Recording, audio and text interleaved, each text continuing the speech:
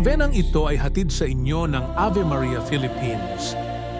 Ang novena ay isang siyam na araw na debusyong panalangin na isinasagawa ng tuloy-tuloy bilang tanda ng pananampalataya at pagtitiwala sa Diyos at sa mahal na Birhen. Kung sakaling may isang araw na hindi nagawa, ipagpatuloy lamang ito kinabukasan. Mahalaga ang katapatan ng puso higit sa perpektong pagsunod sa oras o schedule. Gayunpaman, kung tatlong magkakasunod na araw ang hindi naisagawa, mainam na simulang muli ang novena mula sa unang araw upang maibalik ang tuloy-tuloy na daloy ng panalangin at pag-aalay.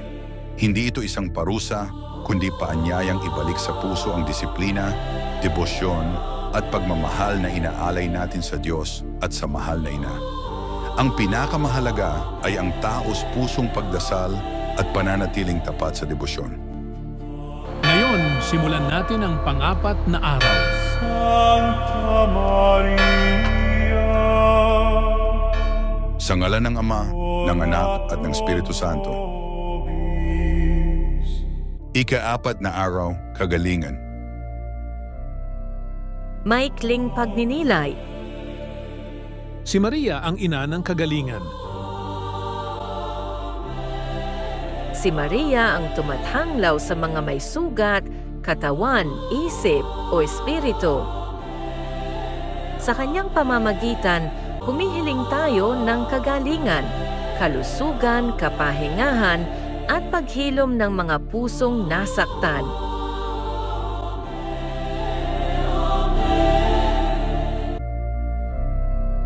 Banggitin ang inyong kahilingan dito.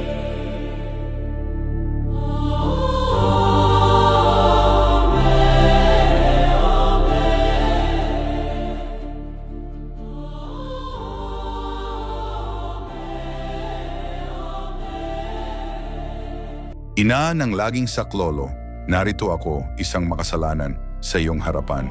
Dumudulog ako sa iyo at inilalagak ang aking tiwala sa iyo. O Ina ng awa, maawa ka sa akin. Naririnig kong tinatawag ka ng lahat na kanlungan at pag-asa ng mga makasalanan. Kaya't maging kanlungan at pag-asa ka rin para sa akin. Tulungan mo ako alang-alang kay Hesukristo. Iunat mo ang iyong kamay sa isang abang nilalang na nagtatagubilin ng sarili sa iyo at naghahandog ng sarili sa iyong paglilingkod magpakailanman.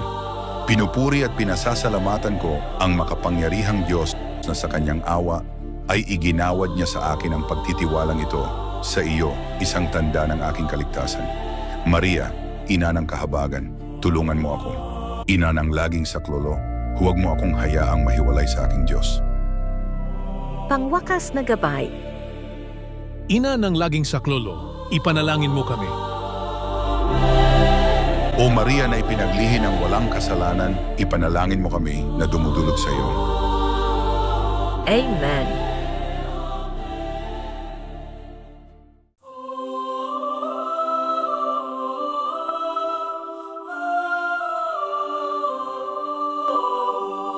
Sanctus Dominus, gloria Patri et Filio, et Spiritui Sancto. Kyrie eleison, Christe eleison.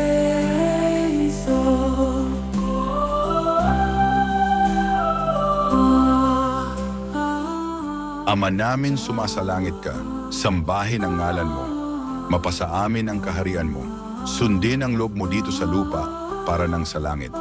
Bigyan mo kami ngayon ng aming kakanin sa araw-araw at patawarin mo kami sa aming mga sala para nang pagpapatawad namin sa nagkakasala sa amin. At huwag mo kaming ipahintulot sa tukso at iadya mo kami sa lahat ng masama. Sapagkat sa iyo'y nagmumula ang kaharian, ang kapangyarihan at ang kaluwalhatian magpasawalang hanggan. Amen.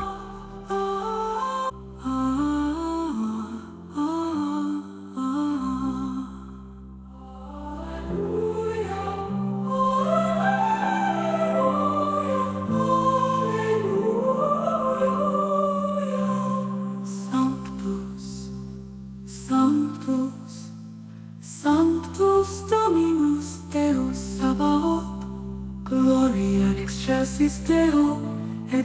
Era pax omnibus bone voluntatis. Amen. Amen. Dona nobis pacem Domine.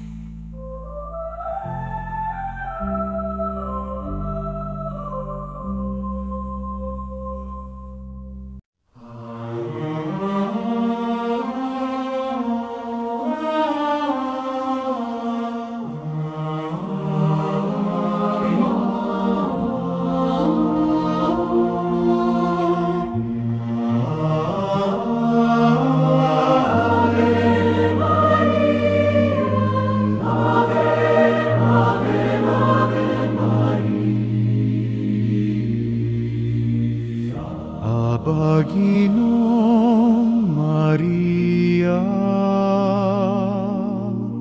napupuno ka ng grasya, ang Panginoon ay sumasa iyo, bukod kang pinagpala. Sa babae pinagpalaman ang iyong anak na si Jesus. Santa Maria, Ina ng Diyos, ipanalangin mo kami makasalanan ngayon. At kung kami mamapatay, Amen, Amen. Aba Ginong Maria, napupuno ka ng grasya.